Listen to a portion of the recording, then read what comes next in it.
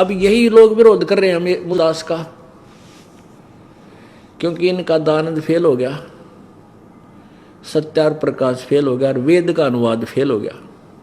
तो इनको औरतों को रास्ता सूझा को ना, रामपाल गुंडा है, बदमाश है, ऐसा करता है, आश्रम क्रोथा में ये करते हैं, ऐसा गंदा काम होता है। और जनता उन व्यक्तियों को बड़ी आदमी मान्या करती, उन आर्य समाज के आचार्यों को।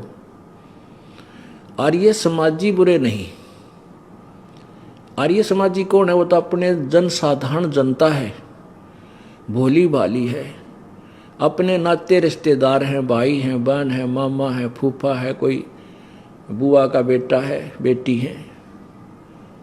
लेकिन ये लोग इसलिए एडी चोटी का जोर ला रहे थे, कौन?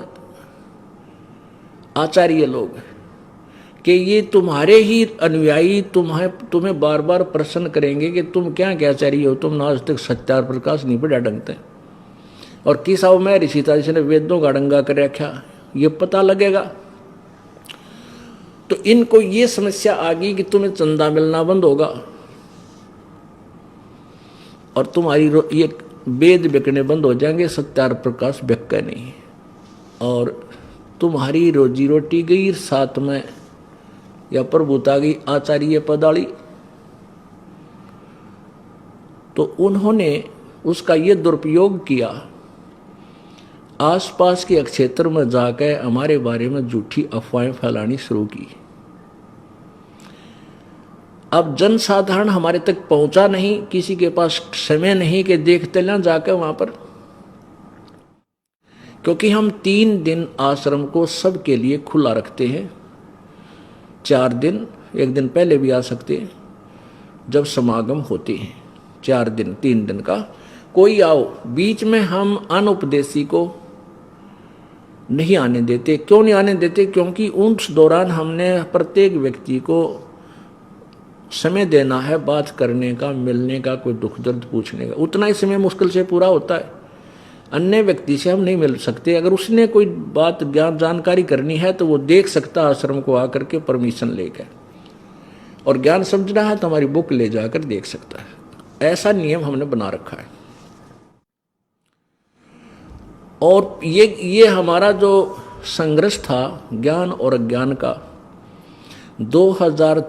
फरवरी 2003 में आस्था चैनल पर चला था।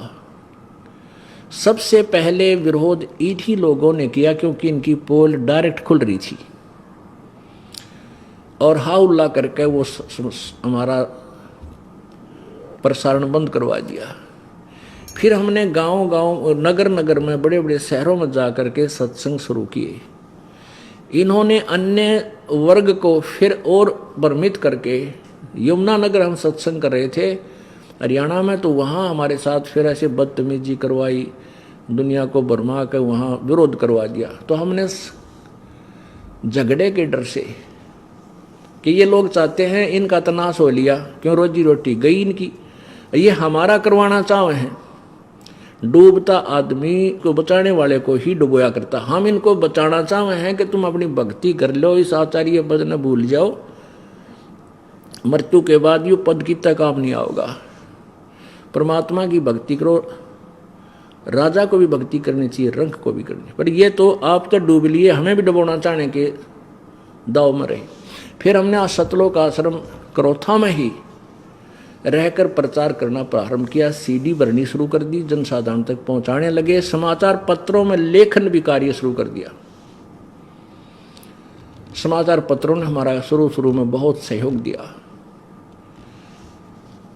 ऐसे ही फिर हमारा दुर्भाग्य था कि 2005 में ये आर्य समाजी मुख्यमंत्री भूपेंद्र सिंह जी हुड्डा के हाथ में कमांड आएगी।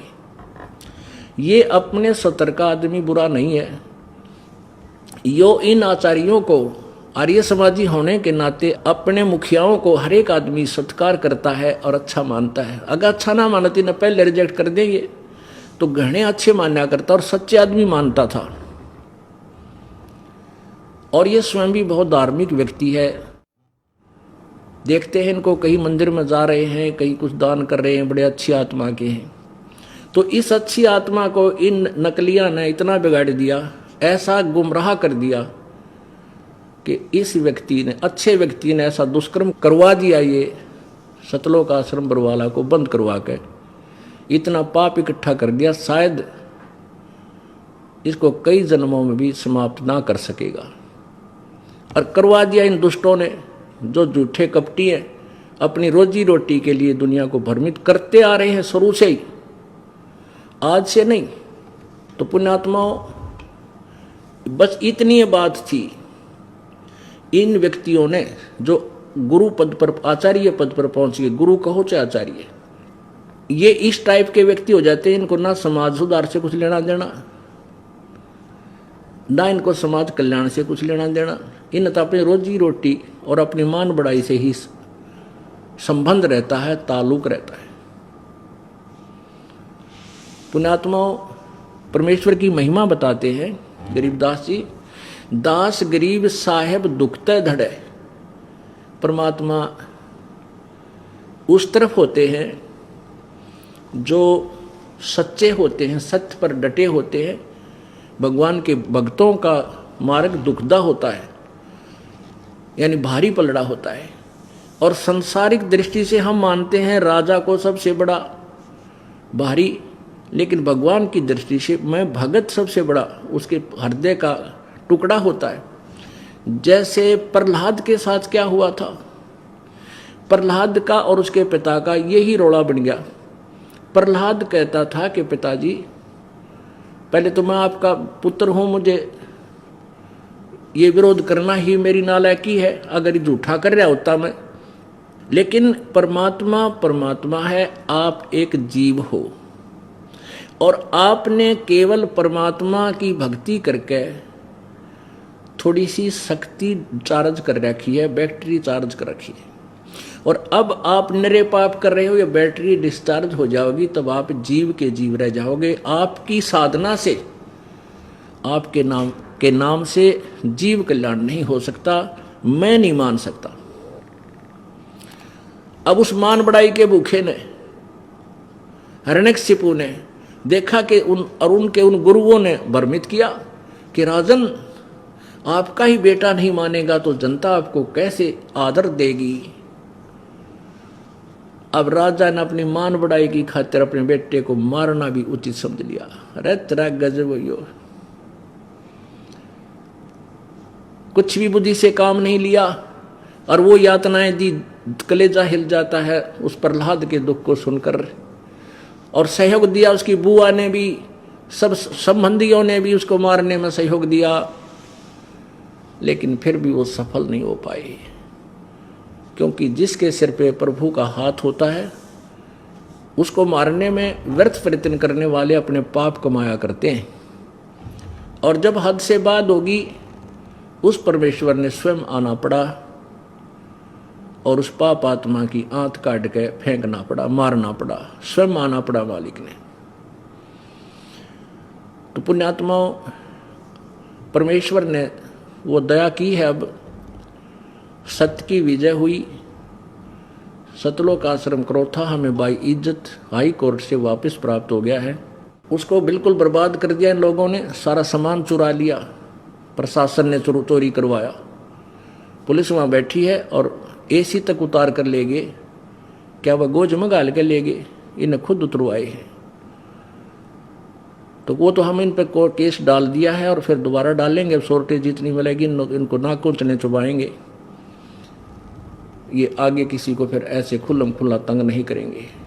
सब आगे आनी जनता को भी सुख होगा इससे। अब प्रसंग चल रहा है कि वो परमात्मा सत्यलोक से चलकर आता है। वो परमात्मा पूर्ण ब्रह्म इस यथार्थ मार्ग को, यथार्थ ज्ञान को देने के लिए स्वयं चलकर आता है। तो उसको दुख उठाना पड़ा, क्योंकि इन दुष्ट आत्माओं ने परमात्मा के यथार्थ ज्ञान को फैलने नहीं दिया काल प्रेरणा से। और काल ने इनके अंदर वो बैड मैटर फीड कर दिया, स्वार्थ, मान बढ़ाई। राज तजना सहज है, सहज त्रिया काने, मान बढ़ाई ईर्षा ये दो दुर्लभ तजना। ये राज भी त्याग देगा इंसान, अपनी प्रिय पत्नी को भी त्याग सकता है और जाके फिर प्रभु बन गया महंत और संत और गुरु और आचार्य। कहते इस मान बढ़ाई को नहीं छोड़ सकता। या जब तक छूटे नहीं कि भगवान निकट नहीं आ सकता, फिर क्यों खाऊंगा ड्रामा किया। हमने सब कुछ छोड़ना पड़ेगा, मान भी, बढ़ाई भी, इज्जत भी, धन भी। यो तन भी जाएगा एक दिन, जो शरीर भी ना रहे। इस दृष्टिकोण से हमने कति विनम्र एक जीव बनकर रहना पड़ेगा। अगर आप ये वीडियो YouTube पर देख रहे हैं तो हमारे चैनल को सब्सक्राइब करें और बेल आइकन को दबाना ना भूलें। अगर आप Facebook पर ये वीडियो देख रहे हैं तो हमारे पेज को लाइक करें।